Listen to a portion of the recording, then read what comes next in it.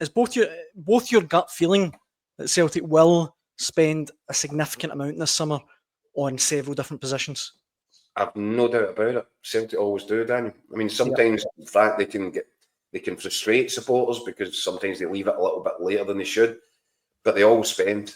What I think is going to be the fascinating bit is, do they pay the premium, as we've been talking about, for Brendan Rodgers kind of scale signings that he wants, or do they revert to the kind of model that Brendan Rodgers was sort of uncomfortable? He was more than uncomfortable with it, wasn't he? He came out and said so.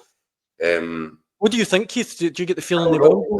I genuinely don't know, and that's what I'm going to find interesting. I think there's an interesting argument to be had, isn't there?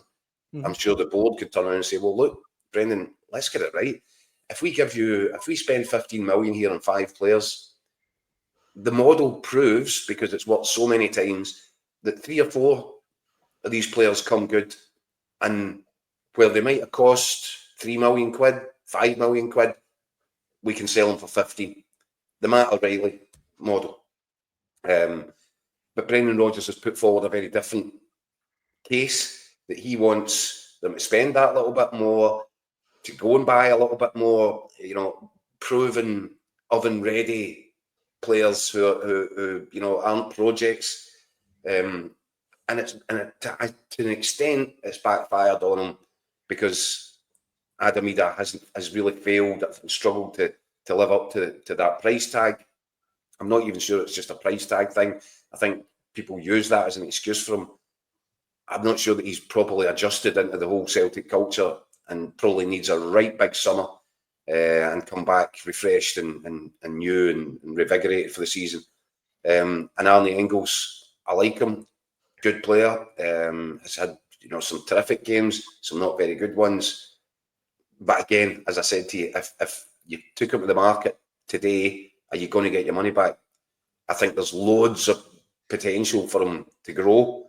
And I think he will do that. And Brendan Rodgers is the best guy in the business for sprinkling his magic dust on these guys and helping them to develop and mature and become better and improve themselves. I think Arne Engels will need to do a bit of that, but I do think Ida as well. And that's why it's a fascinating one, because the board could turn around and say, "Well, Peter, that's not smart.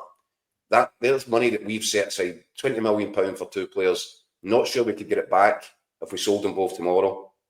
Whereas our old model, we were caked. There was money flying in for all directions. So who wins that argument?